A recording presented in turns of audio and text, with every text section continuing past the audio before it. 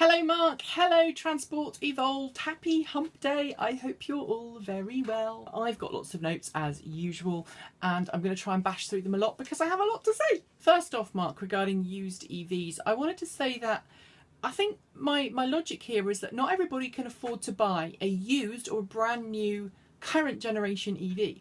Some people struggle to buy cars, used cars, full stop. Last weekend's meetup was in fact awesome, but there were 3 double EV families if you count the fact that we have a Chevy Volt. I'm not sure if you do. So there was me and my family. We have a Chevy Volt and a Nissan Leaf.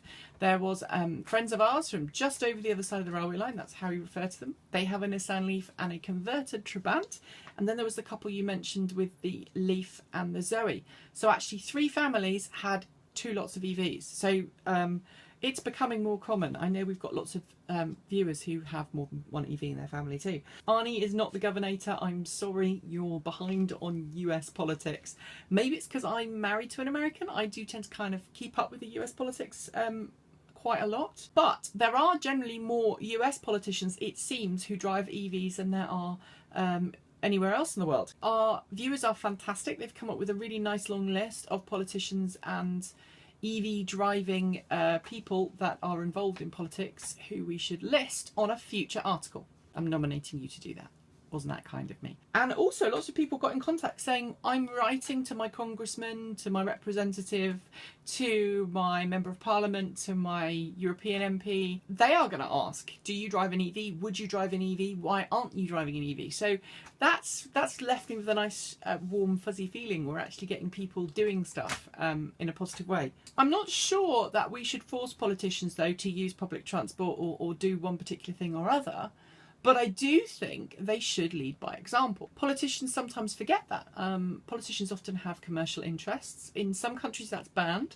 But the concept of a politician who has either shares in a company or a connection to a particular company and using that connection to sway policy is, I'm sorry, very wrong. What else? Buy or make. I think you're right. I think you could build a really good EV that is better than a production EV for less than a production EV. However, how many people really have that skill?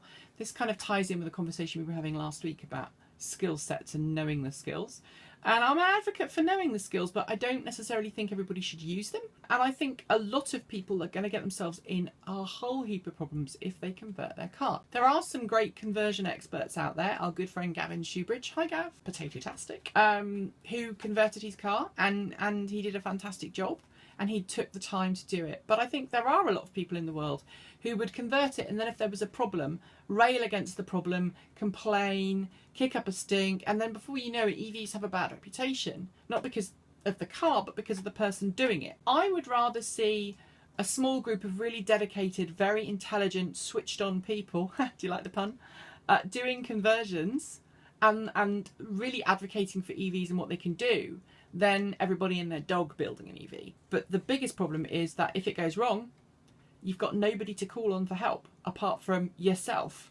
And I've done DIY projects before, and when they've gone wrong, the car sits there in the garage for sometimes weeks at a time until you've either got the time or the money to fix the problem, and that can be very, very soul destroying. But what do I want to talk to you about today, Mark? I want to talk to you about road trips and where you'd like to go in an EV. I'm going off to be part of the Wave 2014 trip from Stuttgart in Germany through the Swiss Alps. And I'll be taking Adam, our good photographer friend, with us. And I will be blogging on the trip, and I will be covering the trip, and I will be doing video and all sorts. We'll be taking the EVs through some really stunning scenery. Scenery that EVs don't normally get to experience. So it's got me thinking, Mark, where would you like to take an EV on a road trip? And what would you do? Where would you see? What EV would you drive? And why? Because I'm really looking forward to my trip. And I think if more people got to experience really beautiful roads and really beautiful drives and really beautiful holidays in an EV, they might be more tempted to own one when they get back home. So leave your thoughts, everybody, in the comments below, and I will see you tomorrow, Mark. Goodbye, Transport Evolved. Goodbye, Mark. Bye.